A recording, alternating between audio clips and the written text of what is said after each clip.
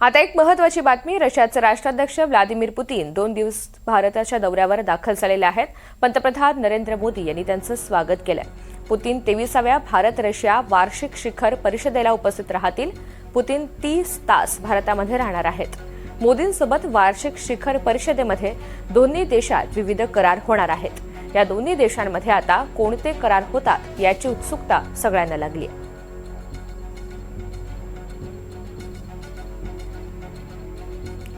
तर पुतीन यांचा कार्यक्रम नेमका कसा आहे ते समजून घेऊयात. पुतीन यांचा भारत दौरा. सकाळी 9:15 राष्ट्रपतींकडून औपचारिक स्वागत.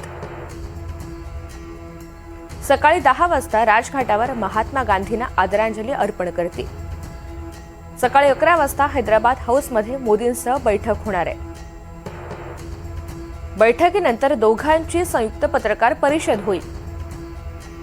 दुपारी भारत मंडपमध्ये भारत रशिया बिझनेस फोरमची बैठक होईल. भारत मंडपमध्ये पुतीन मोदी दोघेही सहभागी होतील. सायंकाळी 6 वाजता राष्ट्रपती मुर्मूंकडून स्नेहभोजनाचं आयोजन करण्यात आलं. पंतप्रधान आणि इतर मान्यवर पाहुण्यांचा सहभाग असेल. रात्री 10 वाजता रशियाकडे परतीचा प्रवास सुरू होईल.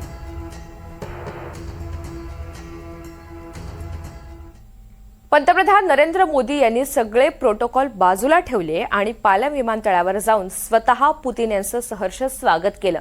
भारतीय संस्कृती आणि परंपरा यामध्ये भगवद्गीतेला अनन्यसाधारण असं महत्त्व आहे आणि हाच ग्रंथ पुतीन यांना भेट म्हणून देण्यात आलेला आहे.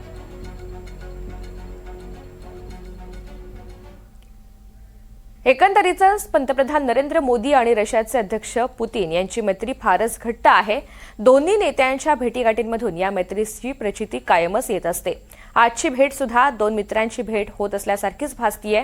पुतीन आणि मोदी गाडीमध्ये बसलेले असताना एक सेल्फी घेण्यात आलाय. या सेल्फीमध्ये मोदी आणि पुतीन दिलखुलासपणे हसताना पाहायला मिळतात. यापूर्वी देखील बीजिंगमधील भेटीदरम्यानचा सेल्फी चर्चेत आलेला होता. बीजिंगमधील भेटीमध्ये दोन्ही नेत्यांनी एकाच गाडीमधून 50 मिनिटं प्रवास केला होता. याआधी पुतीन मोदींसाठी 10 मिनिटं गाडी घेऊन थांबलेले होते.